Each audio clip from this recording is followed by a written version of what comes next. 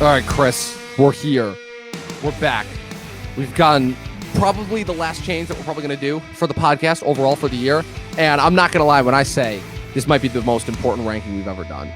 And I'm not even kidding. Couldn't agree more. Oh, man. You get it. I knew you get it. Because, yeah, this one's important. We've been talking a lot about rankings recently. And I'm just like, look, we're in the second month on this podcast of doing this topic subject. We have to do this. So, people, without further ado, we're doing Star Wars Rank today. Who are we? You guys should know who we are by this point. We're the Talkin TV podcast, your friendly neighborhood movie nerds, or what have you. We are the podcast, the show, I should say, about movies, TV, and everything in between. Boom. I did it. We actually got a slogan, finally. That actually sounds good. Dom, the movie nerd, Chris, the TV nerd. You guys basically know the general gist of what we do here. We've done this before, a couple times actually this year so far, but we're hoping to fine-tune and reform the method in preparation for the beginning of next year. Chris, we've got 2 months left in the year. Yeah, man. As far as I'm concerned, this year can... This year, I plan on forgetting about this year off. really quickly. Say it nicely. I plan on forgetting about this year really quickly. I just want this to be done. There's 2 months left. Now that we have a new president-elect, a certain drug company has announced that they may possibly already have a vaccine out. I'm not kidding. That's all I'm going to say about that as far as that goes. But enough about vaccines and real-world life things. We have some Star Wars to rank. Life is rigged. What isn't rigged is Star Wars, which is now Star Wars and being honest about. Okay, There's I thought you were honesty gonna in this episode. Let's just say that. I thought you were gonna go in a different direction there, only because I thought you were gonna say yes, because Star Wars is owned by Disney, which has rigged the franchise against all of us. But that's not what we're here to do today. Just because people might think, oh, he's alluding to like siding with the right. No, they all cheated. Just one side, one cheating, and the other didn't. Now let's get into Star Wars because I don't want anyone to speculate on things they don't need to. Aside from how good or bad is certain movies.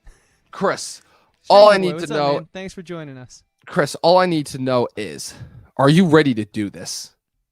We've been hyping ourselves up like kind of all week for this because we had to take a little break last week, and I want to like build up the suspense as much as possible before we get to this. Like, I'm not even kidding. This is like going to be the greatest ranking that we've ever done. I'm not even kidding when I say that. You know, this is like an easier ranking for me because I've kind of made it known a few times that like I don't really rank things. I don't like to compete art against each other, but with Star and then you Wars, joined this podcast and you joined YouTube.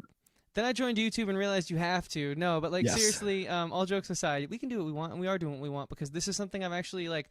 It wasn't like scramble to make my list up. It wasn't like scrambled. Oh, do I have to change anything last minute? It was like, oh yeah, true.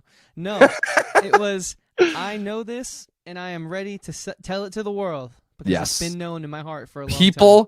We are finally ready to confess. We're finally ready to get down and dirty. This is Talkin TV is officially ranking all 11 Star Wars movies. So just so people know, this is going to be another individualized list where myself and Chris, we each have our individual list. We will present them each one at a time. It's only 11 choices. There have only been 11 theatrically released live action Star Wars movies. I should preface and say that. We are not counting the Clone Wars animated movie, even though that was released theatrically, because I still count it as part of the Clone Wars animated series and because the actual, like, just overall discussion about it, it's not as interesting. Let's face it. And so I'm just so inundated with exams and papers at this point in the semester that, like, who's got time for that? Yeah. Not really, though. I would have watched it if you'd be surprised how many people have watched it. But, Chris, you ready to get into this? Yeah, man. I'm all right. 100% ready to go. Starting from the top, or rather the bottom. Number 11. Chris, usually I would say, okay, who wants to go first, you or me? But I have a strange feeling that we're going to have the same choice. I'm tempted. I don't know, because we've been in this situation before where I think we're going to have the same choice, but then it turns out we don't. Well, you know what? Let's just get right into it. I don't care who goes first. Okay, because my number 11 is the most recent entry, Star Wars Episode 9, The Rise of Skywalker. And is that yours as well?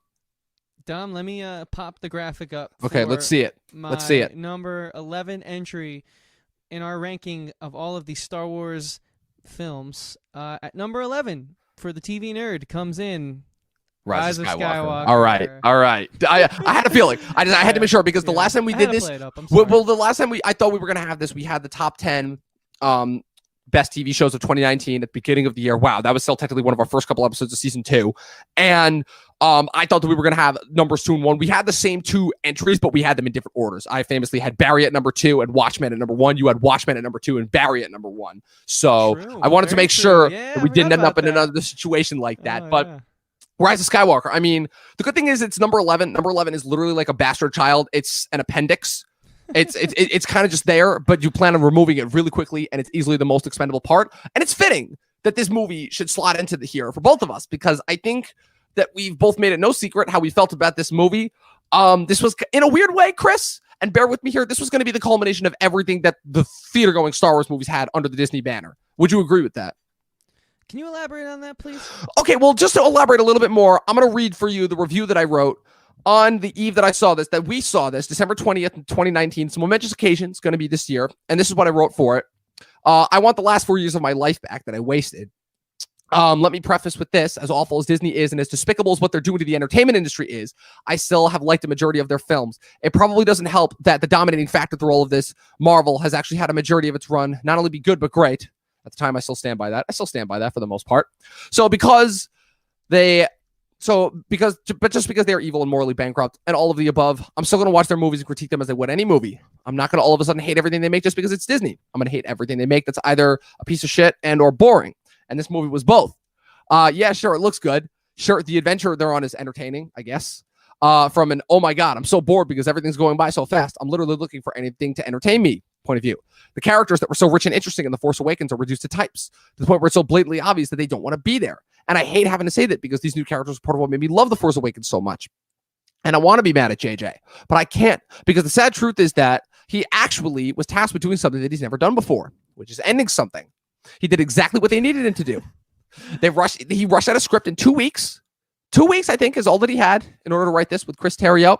It was chock full of fan service, references, and nostalgia, so that even the most vehement Last Jedi hater would be satisfied, or at least that was the idea. This movie feels like 2 movies shoved into one. I still don't know if I stand by that. It feels like more now, the more that I think about it. The movie's competently directed, I guess, but to what end? It doesn't serve anything. This is an empty, joyless, soulless film. Put it this way, the film has so little confidence in its own trajectory that it spoils its biggest reveal in the opening crawl. From the writer of Batman vs. Superman, Justice League, and Argo, no less.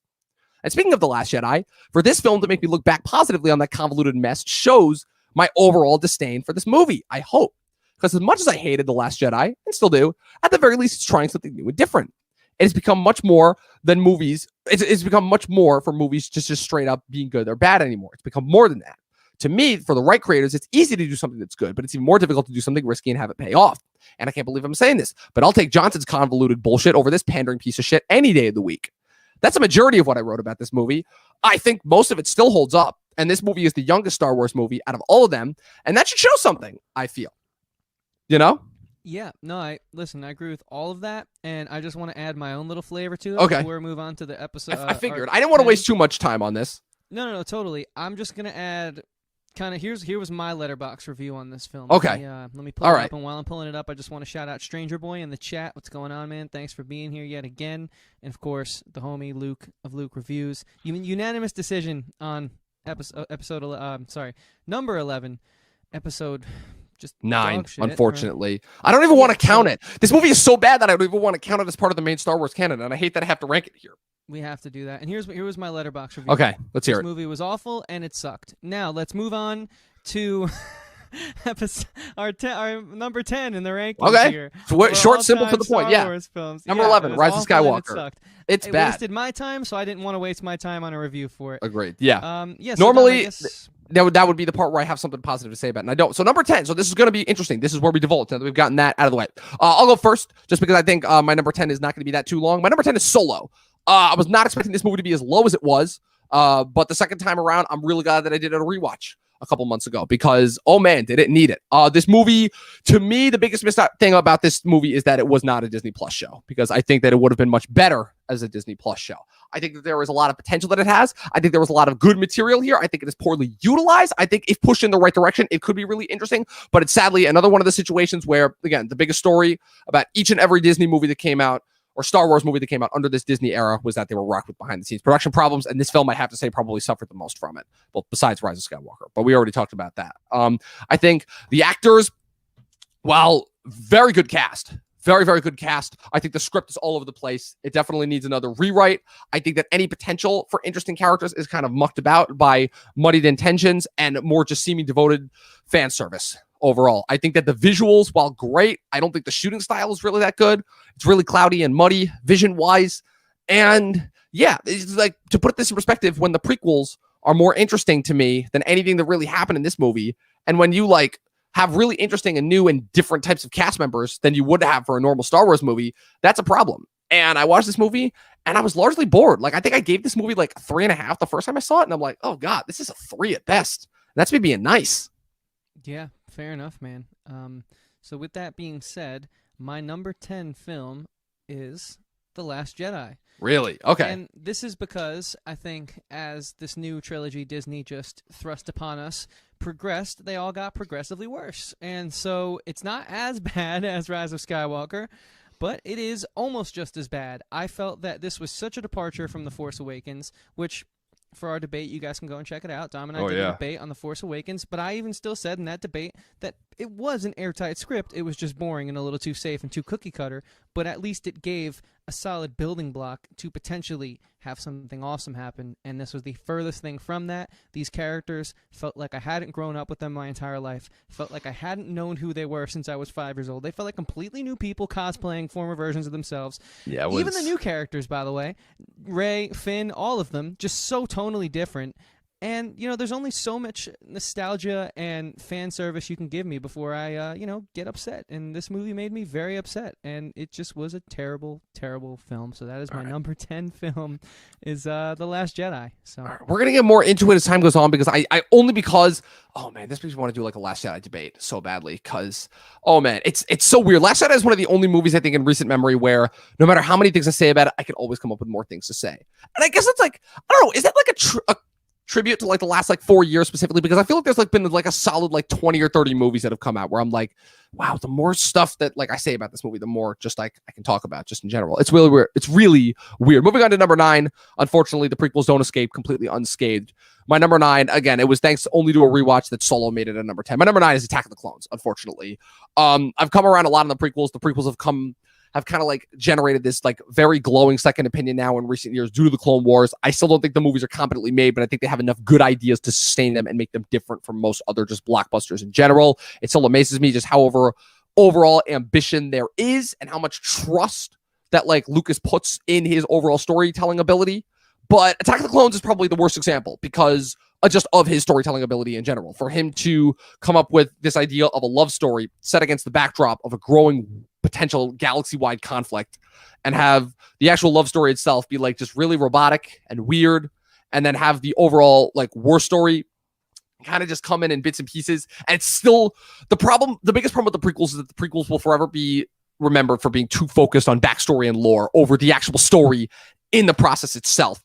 I think that Attack of the Clones is the worst example of that because Attack of the Clones spends the first like 20 or 30 minutes literally just talking and expositing, that's the word I was looking for, background information that I'm like, wow, it would be super cool if we could see this. But we are in the early 2000s and we don't have enough time for that amount of awesome backstory because there was like a full movie that takes place in between Phantom Menace and Attack of the Clones that should build into it. And it ends in one of the most over-edited, ridiculously headache-inducing visual effects onslaughts that I've ever seen on screen with that Geonosian fighting pit. It's awesome, and the lightsaber fights are great, and the action at the end for what it spells on the horizon is really interesting. It's still, to me, a very fascinating middle entry just for a trilogy in general, but there's still too much bad in it for me overall, and that's why I can't put it that much higher. Plus, oh man, you want to talk about like peak Hayden Christensen terrible acting. Oh my God, look no further. Yeah, fair enough. Good points all around. So for me, at number 9 is Solo, a Star Wars setback. Basically, that's a good one. It was just, thanks, Solo, man. Star Wars setback. It's just one of those films that is fine, and it doesn't do as much damage as this new Disney trilogy, but it certainly does some damage, and it certainly like really strips away any hope I had for Disney. I think it leaves a bad taste in your mouth as one of the more recent films. Does not live up to its predecessor Rogue One at all. These characters, again, feel alien. I don't know what's going on here in this new Disney realm. It's like, look, if you're at least going to give us nostalgia, give us what we know. I mean, if you want to play it safe, right? You want to play it close to the belt. do the same thing that we want. I mean, I don't support that, but like, don't change these characters up. It feels like this feels like Han Solo in middle school when he was like still figuring out who he wanted to be. And Saved by the Bell, Han Solo edition. Yeah, exactly. Like, he was timid, he was nervous. Some of him was there, but he wasn't bold enough to take the steps. It does not feel like the Han Solo they want us to know in this film, going on this crazy adventure. And like, kind of like you said, like, the cast was cool aside from, I think, Han Solo, the supporting Han cast. Solo Unfortunately, himself, we didn't see enough of them. And I think a little bit of mismanagement there. I hate doing the whole like, oh, it should have been a show and not a movie thing, because I think like that's not for me to determine. But I agree with you when you say that this might have been better on the small screen, because it's really like a lackluster script. It's not the most compelling story. It's just like, it's a story that feels like much more suited to like a long form content forum. And it's just like, again, it's like, it feels, it's tricky. That's part of like a longer argument that I'll get into at a later point, just about a lot of like modern Star Wars in general. So number 9 for me is Solo, because this is just what we've gotten in the new Disney era. Yeah. Don't worry. The conversation will get better. We promise. It will get better. There is a reason why, like, this is possibly the greatest movie franchise of all time. But Chris, I think you're starting to understand now what I'm talking about when I say the most inconsistent movie franchise of all time. Moving on to my number 8. My number 8 is a movie that famously is disliked. I dislike it as well, and for good reason, because it was the first Star Wars movie that I ever watched in theaters. This will only be the third Star Wars movie that I watched in theaters, keep in mind, where I just came out of it and was like, what? That was like my initial reaction to that movie. It was literally like, what was that? I'm like, I'm so confused. I know I said Attack of the Clones was like the worst middle version, and worst middle entry of a Star Wars trilogy, and I still stand by that. But goddamn, The Last Jedi, like I said before, so much to talk about, and yet I feel like I've exhausted myself just talking about this movie. Weirdly enough, and I've said this before, I think that The Last Jedi works as a better, specifically and only in this sense, as a follow-up to Force Awakens. That is the only thing that I think where it actually works. Now, bear with me here. It's because I think that the centralized story, as far as it being like this very harsh deconstruction of nostalgia, as opposed to Force Awakens, which was this ode to nostalgia, I think is the best part about this movie, because that factors into the character journeys of the 3 main characters in that movie, which again are the only compelling parts. It factors into my growing theory that I've talked about this with a couple of people who all agree with me, who say that Rian Johnson had a really interesting story idea for the 3 initial characters, and the rest of the characters he was like, oh yeah, Star Wars stuff, and I don't really care about them. And that's fine, because it's weird, because Rise of Skywalker, even though that just like felt like it was jumping around randomly and it had no sort of consistent pace, this did. It was just like this weird TV episode where it's like all 3 of these different subplots happening, and they don't really intersect or interlace. They just kind of like randomly interlock at different points. It's like, oh, Finn is on and Rose are on the same ship as Rey and Kylo Ren, and they don't even realize it. And then they kind of just all come together haphazardly at the end. And I'm like, wait, what? This is supposed to be setting up for the future? Like, it just is a middle entry. It was weird. That's why I still stand by it. It's an inconsistent movie. But again, it's weird because I feel like the argument that I've applied to the other 2 prequels also applies to this movie, because I'm like, in its weird inconsistencies, there are some good ideas. Rian Johnson is still a guy to me that has some interesting ideas that he throws in there. He just still, to me, hasn't cracked the code on like how to make it like super, super cohesive. Because as far as everything going on with like Luke's disillusionment, Rey's still trying to work on whatever she is working on, but she doesn't even really know what the next stage is. That could have been resolved a little bit better. But and all the while, Kylo Ren is kind of just in there being like, the past sucks, let's tear it down. Continuing with his emo train. I will admit, I was starting to see like more of the My Chemical Romance come out there. I was like, okay, back to our Force Awakens debate. Go but check that out, guys. he had me for the first 2/3, and then the third, then the last third. I was like, oh, okay, I don't care anymore. But for a while there, they had me going. And like I said, the rest of the movie, it's Finn riding around on CG logs and Poe in one of, I still don't even know how to describe what happened with Poe and Laura. It's Laura Dern, like imposing restrictions on Poe because the plot tells her to, and that's about it. And there are some really, really stupid moments in this movie. Like, following 3 prequels filled with like some of the dumbest stuff I've ever seen, there is a lot of dumb stuff in this movie that I frankly would spend like 13 hours on a podcast going over. But it's at number 8 because it's better than the other 3 movies, but it's still not good enough to be better than any of the other movies. I think that the people who said that this was a great Star Wars movie really just wanted to convince themselves that it was a different type of a Star Wars movie in an era where originality has largely kind of left that franchise, which is really disappointing because it was known for being one of the most innovative franchises ever. But Last Jedi, that's number 8 for me. Gotcha. So if anyone wanted to know, has doing this show, grew my analytical and critical eye, well, here is your answer in the yes column. Because has it disillusioned just us in general? No, I think it's actually heightened my ability to critique and put aside personal bias. So I have defended this film that is number 8 for years. I loved it as a little kid. It was my favorite Star Wars movie as a little kid. And I still enjoy it. But if I'm going to be honest with myself and with you guys here in the chat and you, Dom, Attack of the Clones isn't as good as I thought it was. It's really not. It's really not. It is fun. It's a really fun ride. I think that you have some interesting dynamics there in regards to Anakin sort of disobeying the order and sort of showing, like, his pompous arrogance, for lack of a better term, in regards to how he thinks he can handle having a lover and, fighting off the dark side of the Force and going down this path.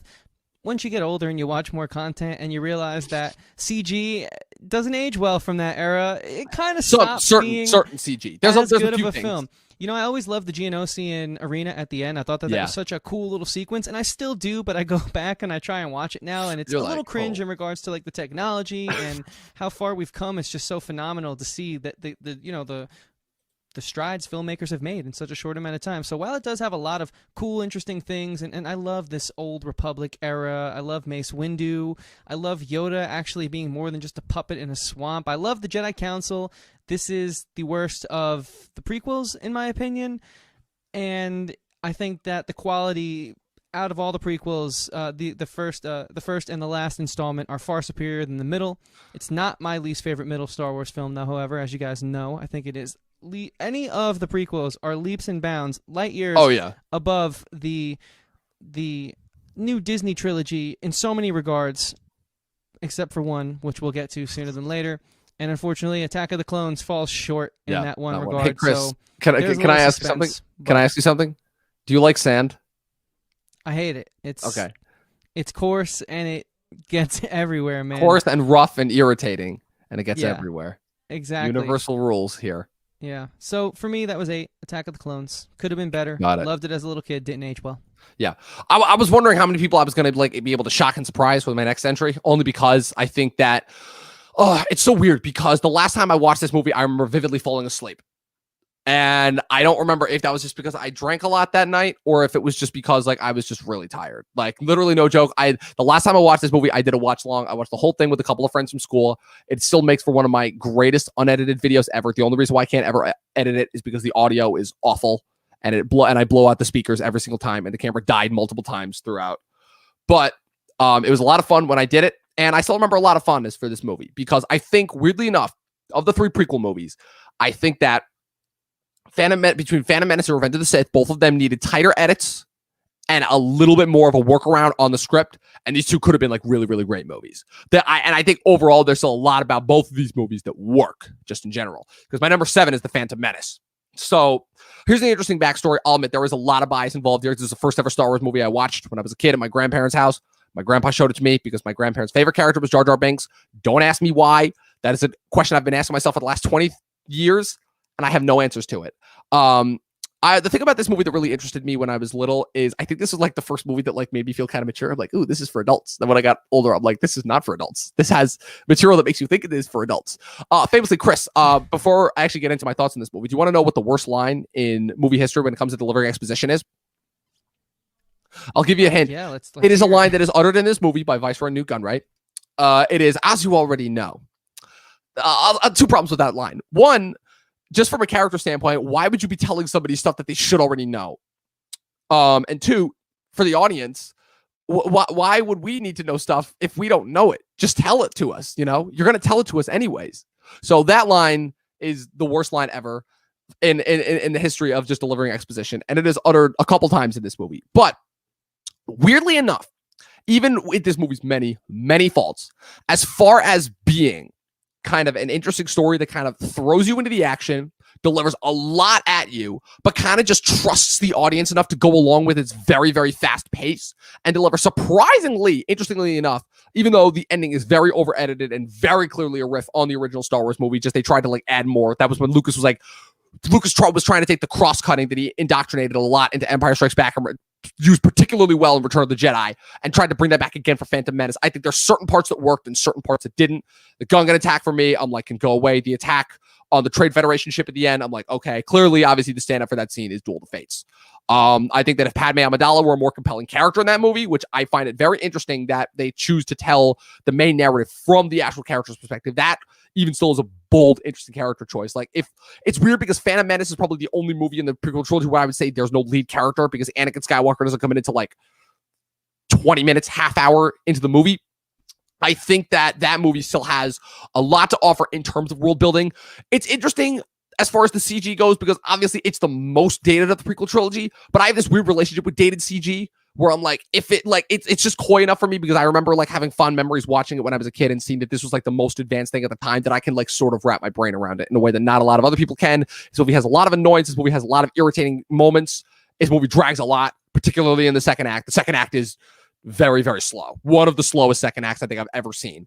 But I think as far as having the consistent story, we're kind of reintroducing us to this new era of Star Wars. I think for it to take the leaps and bounds that it did, for it to have the high moments that it did, and the highs of this movie are very high. One of the best John Williams scores, one of the best end lightsaber fights, one of the introductions to two Jedi characters that for the most part would garner a lot of interest throughout the years, like Obi-Wan Kenobi famously being one of the more beloved parts of the prequel trilogy, and Qui-Gon Jinn also being a source of vast interest and discussion throughout the years. It unknowingly set up a lot for the rest of the trilogy, and I think that it still has a lot going for it. It just, again, suffers from the same problems that the prequels do. But as far as the prequel order goes, that's why it's my number 7.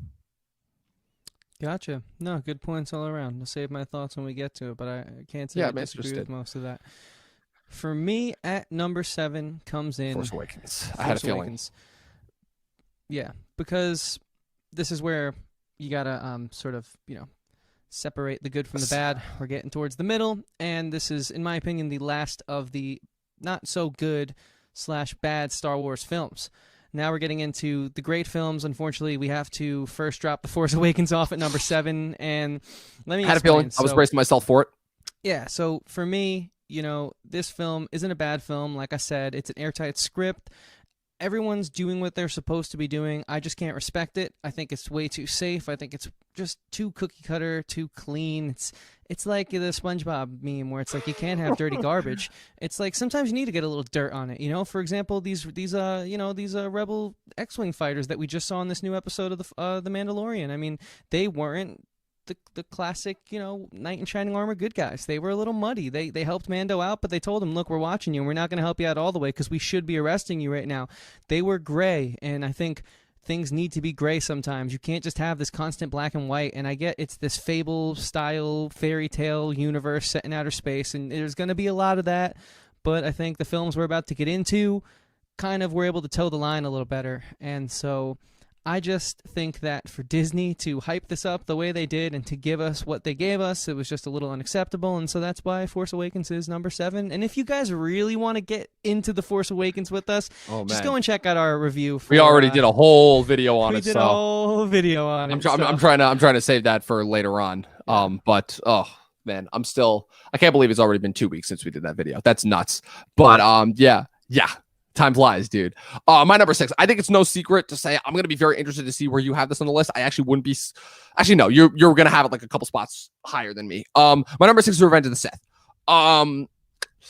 Yeah, where do I even begin with this movie? I rewatched this movie a couple of months ago and was shocked at how much I liked it. Like a lot. Like this, I mean, it's no doubt that this is the best of the prequel trilogy. That's been like kind of the unsung rule of like the last couple of years. But I think that weirdly enough, of all the movies that have benefited kind of from this almost shift in perception when it comes to viewing previous movies because of the internet, I think Revenge of the Sith benefits from that the most.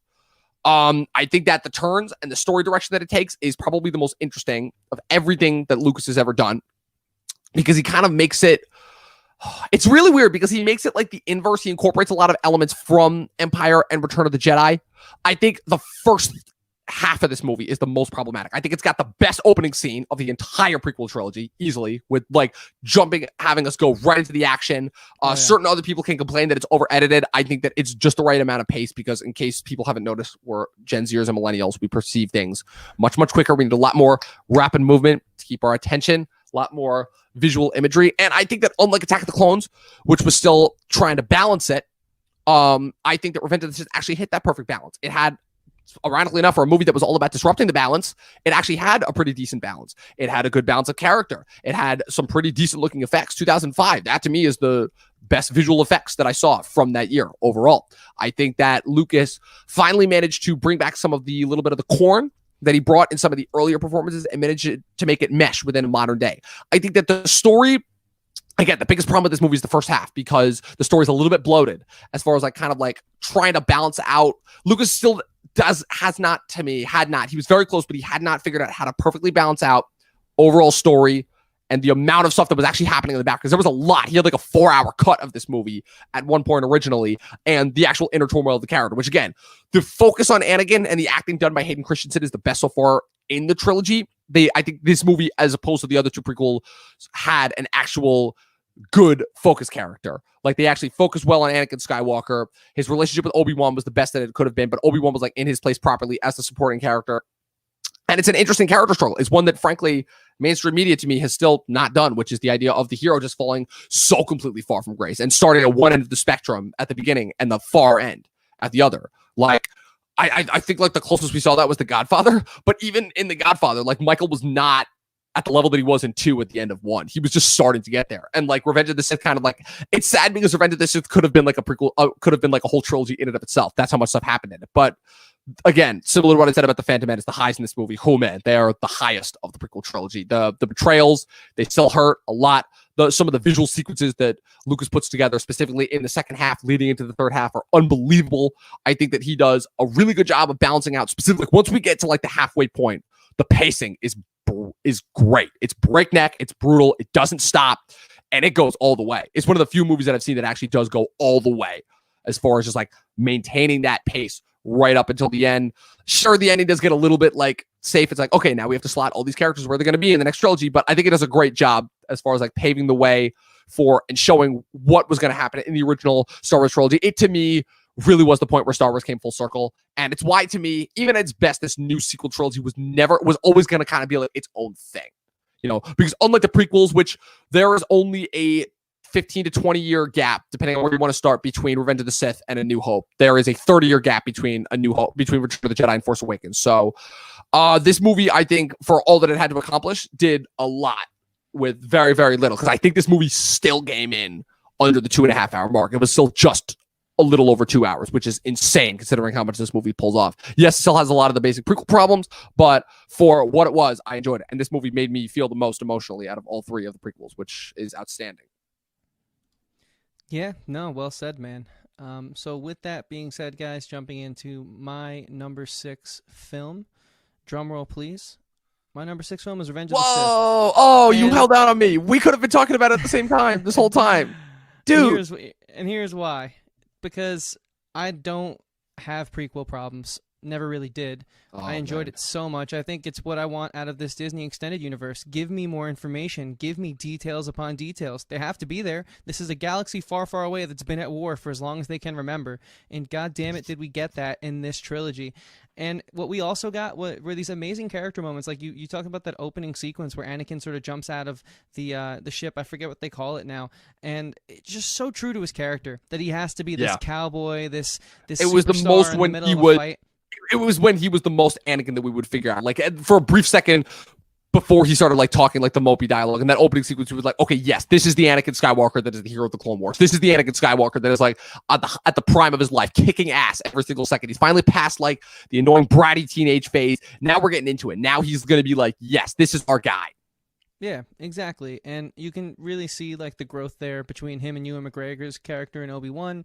And I just felt it was so authentic and so true to not only how Jedis would react, but to how sort of someone who got thrust into the role of being a big brother / a father, though, would react, because at times he has to be strict and stern, but at other times they're the same rank as Jedis. They're both Jedi Masters. Obi-Wan does get promoted to being on the council, but it's weird because they're so close in age, and I love that dynamic. It feels so organic and so real, and it really does carry this film. I think that at this point, Natalie Portman actually starts really rocking the role of Padme.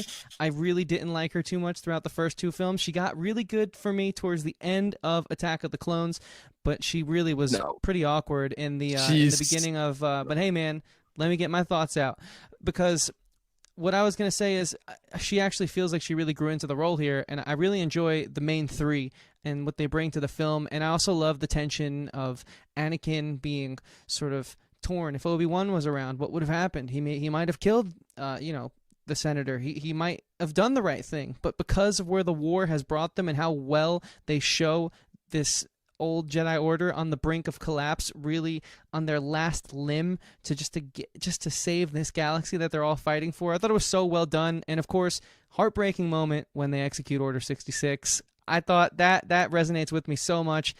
I love everything about it, from Obi-Wan dropping off into the ground to them just shooting down Plo Koon and killing off Ki-Adi-Mundi and all the other great Jedi Masters. It's just so sad, and it hits me in the heartstrings every time. Yeah. This movie works, and it achieves what I think a good trilogy should, even if it has its issues getting there. It certainly raises the quality of the first three films by knocking it out of the park in this finale. If you have issues with it, I don't, like I said.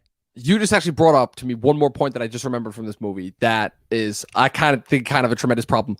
Of all the movies that were so heavily focused on world building, I think this was the movie that needed to be focused the most on world building, because the problem is that as much as I enjoyed the moments when they came, the problem is the moments when they came for the overall extended universe and characters were not built up to. So they felt literally just like background props. And I'm like, oh, I feel like I need a little bit more story here. And weirdly enough, the character stuff is what should have happened to me in the first two. And it just wasn't. So it felt weirdly inverse in that way. But again, it's still to me why the second half, taken at face value without the whole first half build up, is much better than the first half. But I'm glad that we have another entry at the same spot. It's pretty cool.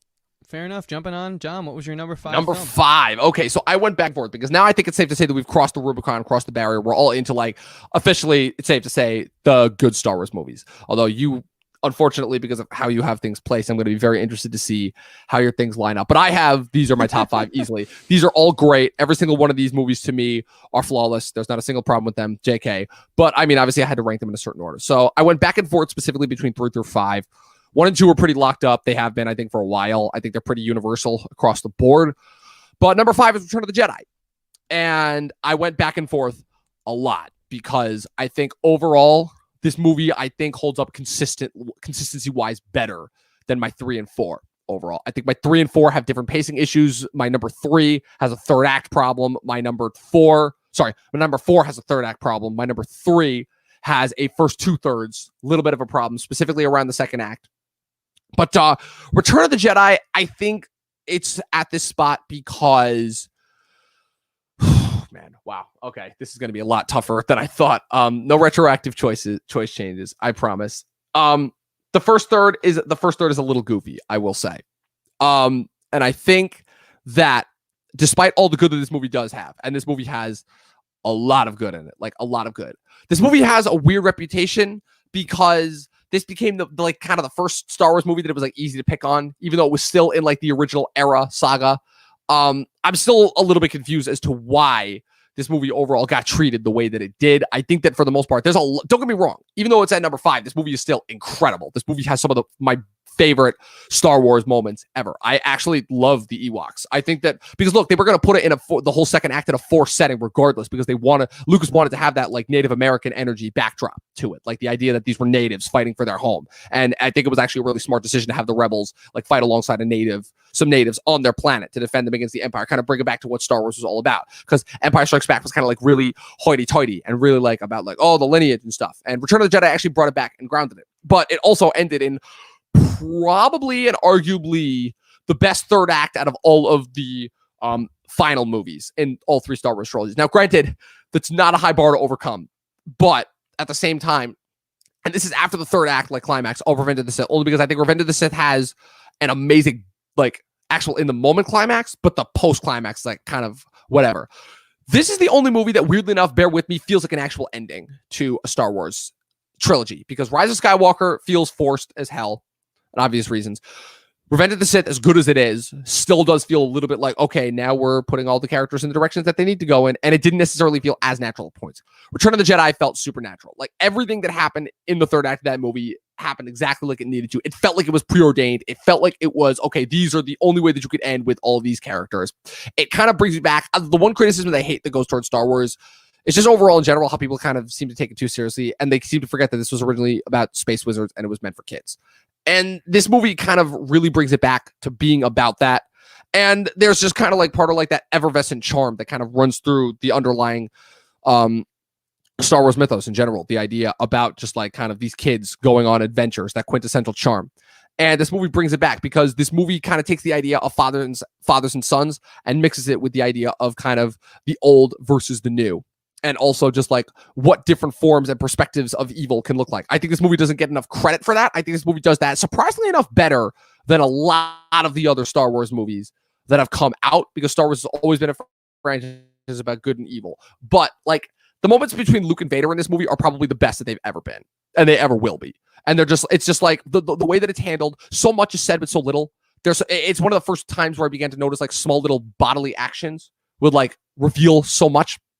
And the idea of like the final confrontation between Luke and the Emperor being kind of the ultimate capitulation moment between like the greater overall Star Wars universe and the inner turmoil and conflict of the character. It's good screenwriting. It's good screenwriting and it's good storytelling. And I don't like how people kind of discount this one. It's a great ending to the original Star Wars trilogy.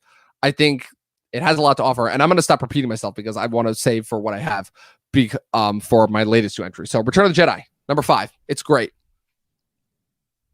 Cool. It is a great film. And so jumping into my number 5 film, at number 5 coming in, we have, drum roll please, Return of the Jedi. I really like this film. The original trilogy can do no wrong. It is clearly the weakest of all 3 installments, but I mean, it's kind of hard to combat Luke, I am your father, let's be honest. But being more serious, I did think that this actually put a really nice bow tie on things, and I think had it have been the only trilogy we ever gotten, I think it still would have the legacy it does. I mean, it just really ties it up in such a nice way. We get to like see the full journey of our hero, and we get to have this weird kind of bonding moment where the father and son kill someone together, and then he eventually, like, you know, the father tells him to kill him. It's like a weird, messed up family, and it just kind of feels like, you know, Thanksgiving's coming around the corner. You're all thinking about what arguments you're going to be getting into, especially given the election we just had, and it's like family's messy. Okay.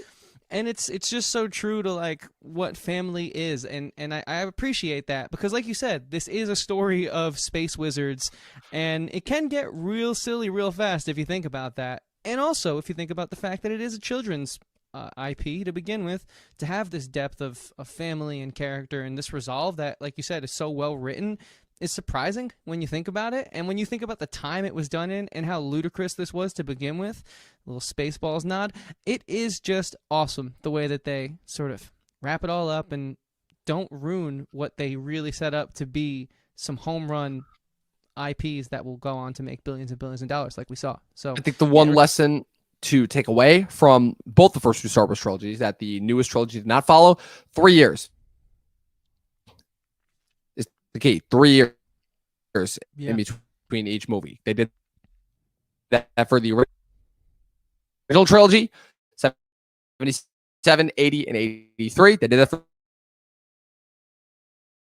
the prequel trilogy. Man, this is going to be interesting, because if memory serves, you're going to have some really interesting choices going forward. My number 4, I went back and forth with my next two entries for a while, because weirdly enough, one part of one movie kind of equals one part of another, as far as like them being, even though they're easily the best to offer as far as the Disney era goes, I still think there are a lot that these movies have to offer just overall, besides being just really well-made movies. But my number 4 is Force Awakens. Like I said, it was really tricky for me going back and forth, especially because I defended this movie so hard. Part of me still has like a really soft spot because this is the first Star Wars movie I ever saw in theaters. Just momentous occasion all around. And I think that cannot be undersold. Like, this was, to me, the only movie of this new era that felt like an event. It, looking back, probably should have ended where it did. And that feels really counterproductive to say, but again, hindsight is 2020. So this movie probably spawned the most problematic period of Star Wars that we've ever had to deal with. But again, I don't think that should be held against this movie, as I said in the debate. Overall, I think this movie has a lot to offer. Cookie cutter while the formula may be, I think there is intention behind that. I think that intention should be respected, especially because I think that it could craft for some new stories later on down the road. Obviously, that which we did not get.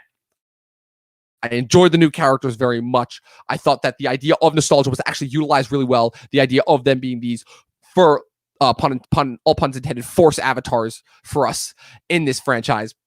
I think the new actors were incredible. I think the balance of the old actors, while overall could have been better, was still very, very much appreciated. I think the most predictable part was the third act, but the first two acts I thought were probably the most interesting and like the most like just overall garnered that kind of interest garnered generally for me for a Star Wars franchise that I've seen in a while. And that's not something that I can say about a lot of the other movies, except for like the first three, but the first three are like kind of like special to me. So that's where I go with The Force Awakens. I think just as far as the overall look to it, the idea of mixing the traditional puppets with the incredible effects that this movie has, I think the John Williams score is actually really well utilized overall. I think that problems wise mostly come from the establishment of the background, and in that sense I think this movie hedges a little bit too much on familiarity, and that is probably the one thing that holds me back overall. But just the sense of menace, the sense, just the overall aura that I get from this movie, I think it's too much to like kind of second guess and put down. So that's why I've already talked enough about this movie. So that's why The Force Awakens is my number 4. I love this movie still.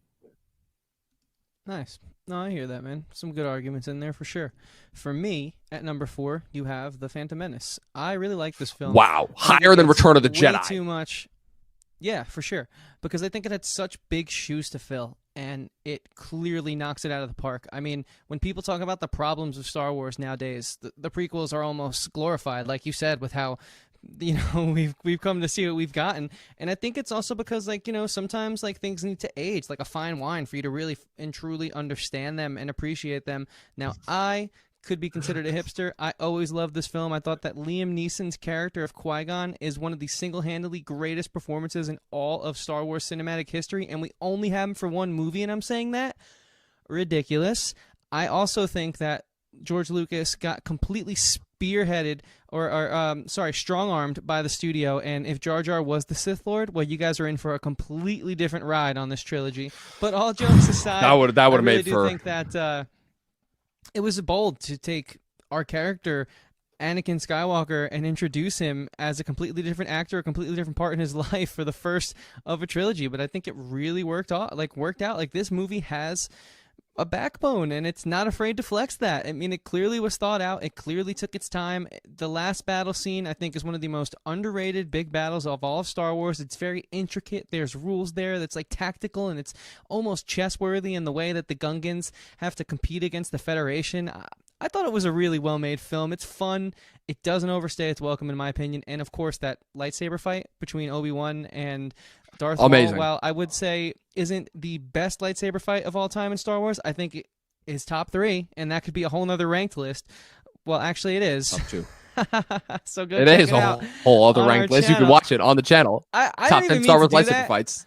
I didn't even realize that. Maybe I'll have to make my top lightsaber fights at some point. We'll get to it. We're going to be doing this for a while. I was about to say, you better stop trying to hinge on my content. Go make your own. But and this is my number 3. It's number 4. For all these reasons, working for itself, and dude, a baller. I want to have a whole different debate right now.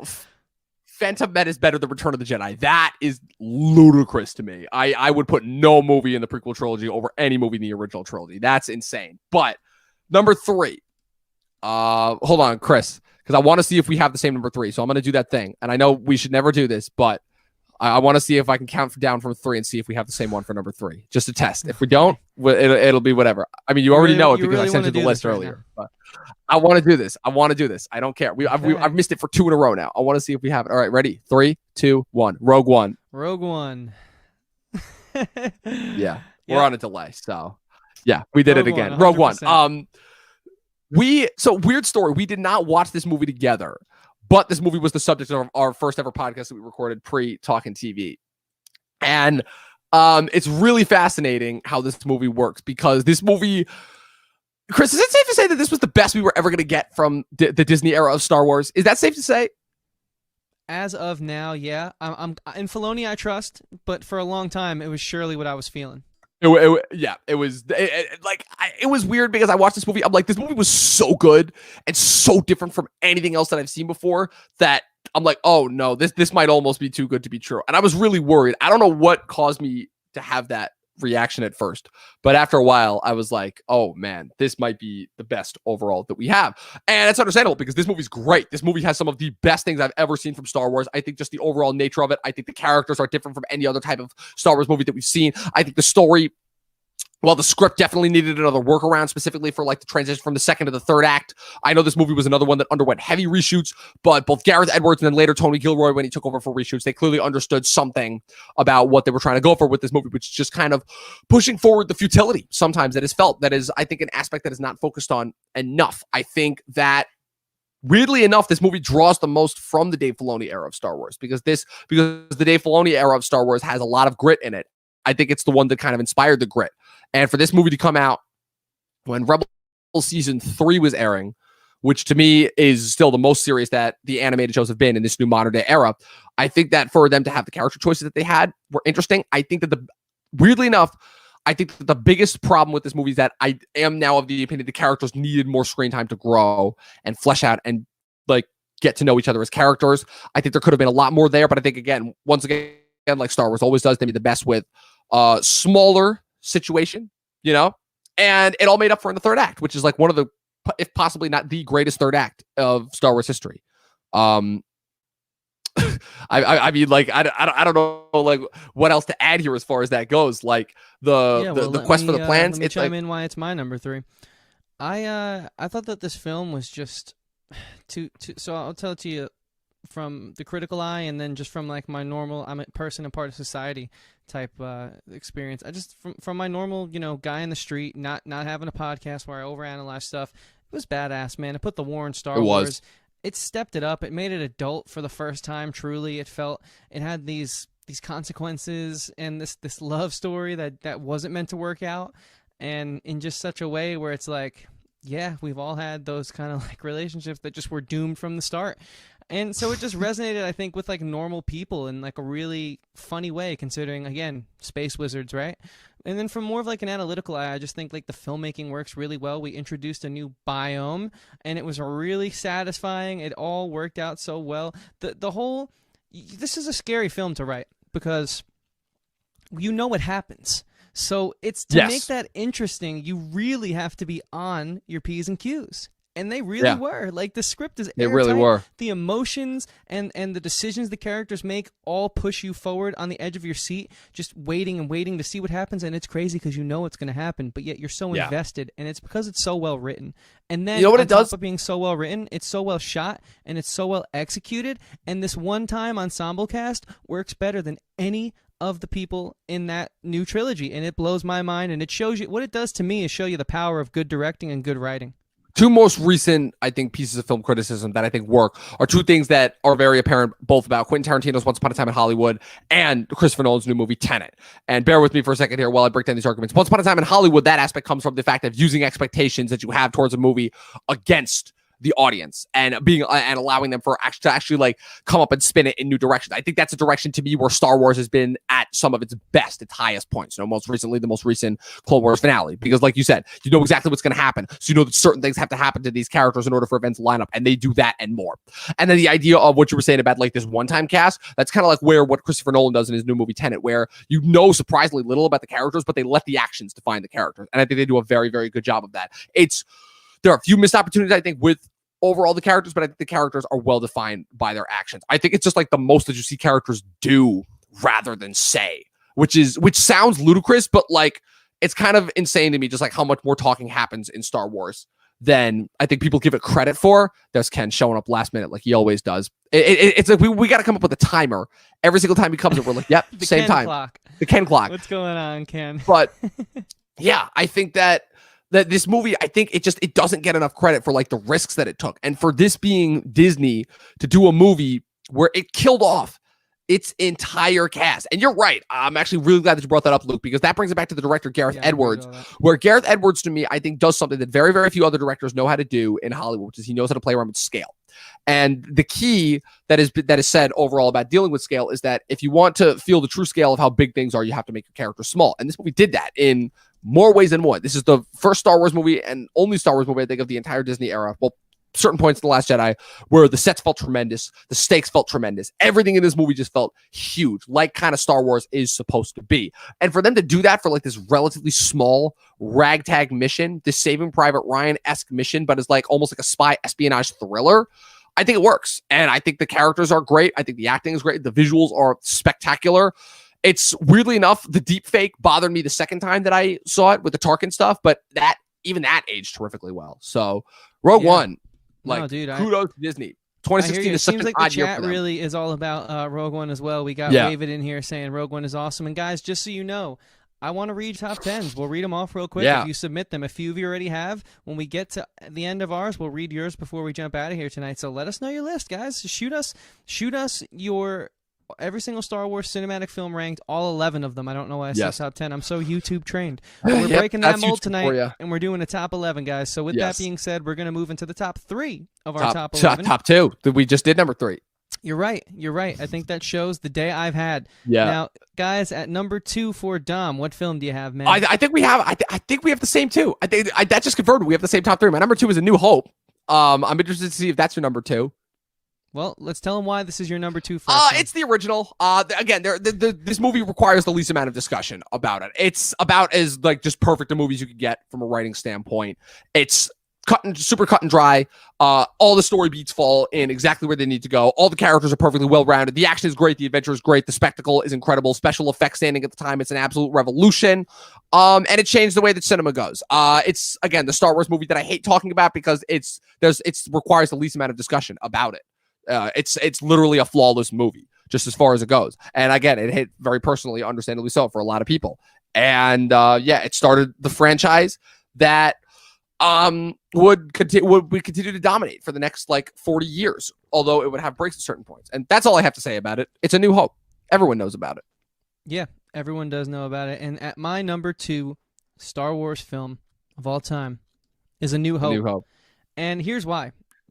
This just shows how unbiased and analytical I'm being, because without this film, I wouldn't be anywhere near the creative arts, analyzing anything, the musician I am, the writer that I aspire to be, the commentator that I'm trying to hone my craft at being. Without this film, I wouldn't be anywhere, but it's still only number 2 because what we get in our number 1, which we won't spoil yet, although if you've been following this from the start, it's pretty predictable at this point. I love it. This is the first list where we've had 6 entries in the same spot here. That either shows like how well we know each other or just like how certain things line up. When you sent me your list earlier, I was really enjoying. You were like, that, wow. I got to know and you didn't get to know, and I was also really glad that we got to change that up. We got to exchange them evenly from now on, because the power cannot be one-sided anymore. The force cannot be unbalanced. That is true. There was an imbalance in the force, and I apologize for that. Yes. But let me just say, man, this film is awesome. It just has so much charm and so much character, man. This film has fight and spunk in all the best places, and it doesn't overstay its welcome. It's kind of got a shorter runtime if you think about it, and it just hits all the beats that you want it to hit. It completely is the reason why so many people are in love with this franchise. I mean, even today, this film can still make a diehard Star Wars fan with how far we've come in regards to technology, cinematography, the things we can do now with drones, making it so much easier to have these grandiose shots where back then it was like, oh God, we have to hire a helicopter for that. Like, but this film still holds up, and I think is still the reason that this franchise even is considered probably one of the greatest trilogies, if not the greatest, at least science fiction trilogy of all time. Certainly the highest grossing film franchise. I don't know if Marvel passed that. I think Marvel passed it. I would have to check. I think that Marvel passed it, though, just because of more movies. One of the biggest dogs in the cinematic history, and it's because of this film. Yeah, it's easy. It's the most rewatchable movie of all time, I think. I think it's between this and The Godfather for most rewatchable movie of all time, but this is up there just as far as that. But we got the easy one out of the way. Now let's get into the brass tacks. Number 1, Empire Strikes Back for both of us. So let's just talk about this. Let's get this dog out of the way. This is the best Star Wars movie ever made, easily. It's no secret. Again, it's tricky because there's so much to talk about with this movie, and there's so little. The Russo brothers just recently did a podcast with Marcus and McFeely where they had Mark Hamill on just to talk about Empire Strikes Back and how that is an even better example of just the script structure. Star Wars is the most the first Star Wars, A New Hope is the most basic form of the script structure. Empire Strikes Back takes it to a new level. Wavid gets it. Empire is absolutely incredible. Nothing comes close. It's objectively the best. It makes the most amount of its story. It was the most expansive. It did everything that a good sequel is supposed to do and more. The behind the scenes production is very, very fascinating, even though it's got like very few problems that riddled it, which is usually unique because you usually don't hear that about movies just in general. Usually the most interesting behind the scenes productions are the ones that are the most riddled with problems, but this one didn't, and it's still fascinating to hear about. I love kind of the constructions, the story ideas that Lucas comes up with. I think the reason why this turns out the best is because Lucas was in just the right spot where he needed to be, just churning out the story and allowing other people to take over and see his vision. You with Lawrence Kasdan, this is the first Star Wars film that he wrote. You have Irvin Kershner, who was one of Lucas's college professors directing. You have the cast understanding in this weird way where all their characters need to be, who their characters are. They have a better handle on things. They know exactly the types of beats that they need to hit. The stakes are higher. Even though Rogue One, I think we said, is the movie with the highest visible stakes. This movie has this underlying sense of dread. And it was the first time we saw that. And as far as being transformative experiences within Star Wars, I don't think you get much better than this. I mean, I could be wrong, but you don't. Listen, man. This film, it's just like, to me, it's the cornerstone of like science fiction and cinema. Like, it's just, it just shows that, like, okay, because look at all these series nowadays and these movies that come and go. For example, like Netflix's Altered Carbon was cool for a week, but then people realized it's kind of thinly veiled and there's not much depth to it. Or, you know, so many of these stupid sci-fi films that we watch and we cover that are just here today, gone tomorrow, because it's not about the smoke and mirrors. It's about the writing first and foremost. It's about the characters. You need that. And we kind of lost that, I think. And this movie has just that right era, that right decade where they still knew how to write and keep it interesting, but more importantly, they were willing to experiment with the prosthetics and the props, and really, like, the set design is so ahead of its times. Like, to think what they did with what they had back then, it blows your mind, because I still don't think we've come close to the level of immersion that we get. I mean, cool, you can green screen in anything you want, but does it feel real? Does it feel like you can touch out and grab it? It doesn't. And just, it fires on all cylinders, not just from a science fiction movie, not just from like a major blockbuster, but just like a good movie with amazingly lovable characters. And it's immortalized in my heart and soul because of that. And of course, the twist of all twists. I mean, geez.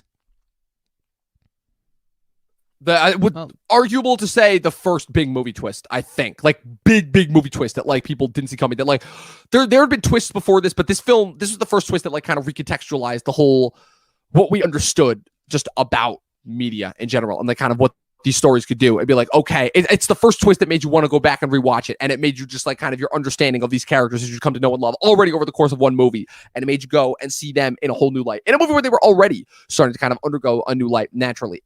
It's my most rewatchable Star Wars movie ever, I think. Like, I think I've watched this movie more than any other Star Wars movie. It's funny, 1980 is one of the most underrated just years in general for cinema, because if you look at, like, some of the great movies that came out that year, besides Empire Strikes Back, this year we got Raging Bull. It's the first beginning of a decade that Scorsese was snubbed for a picture and director. Shining, the original The Shining. A lot of great comedies that year. David Lynch's The Elephant Man. The beginning of another horror franchise with the Friday the 13th, the second Superman. It was an experimental year, but it was an interesting and great year. And this movie is just, like, kind of the one that spearheaded it. I'm not going to say it kicked off the phase of sequels that were better than the original, because I think Godfather 2 still holds that. But this was still, I think this would probably be the second one, because you got Aliens after this, you got Terminator 2 a full decade after this, and then Dark Knight a decade later. But this was, to me, like, kind of the first instance that showed that, like, okay, not only is Star Wars not a fluke, this is just how franchises can do it. This is Star Wars. We give a lot of credit, the original Star Wars, but this movie, I think, is the one that, like, really sets blockbusters, like, on the path that will eventually lead them to where they are today. But doing all the things that we expected, I feel like doing all the things that we expected them to do, though. Yeah, I feel like there's arguments that can be made that without the success of this movie franchise and this trilogy, you know, this sci-fi trilogy, like, where would Ghostbusters or Back to the Future be? Would audiences have been as receptive to these kind of concepts played out across multiple movies? I don't think so. I mean, I'm not a historian by any means, but I feel like I do know a thing or two, and that's kind of what my gut's telling me. And so, with that being said, yeah, Empire Strikes Back, number one, no-brainer. Easily, no question. No question. So, Dom, do you want to read some of the lists from the good people who how many people to join us tonight? How many people sent them in? We have a couple, and okay, guys, read them off. You know, you can still send them in through the course of me reading them.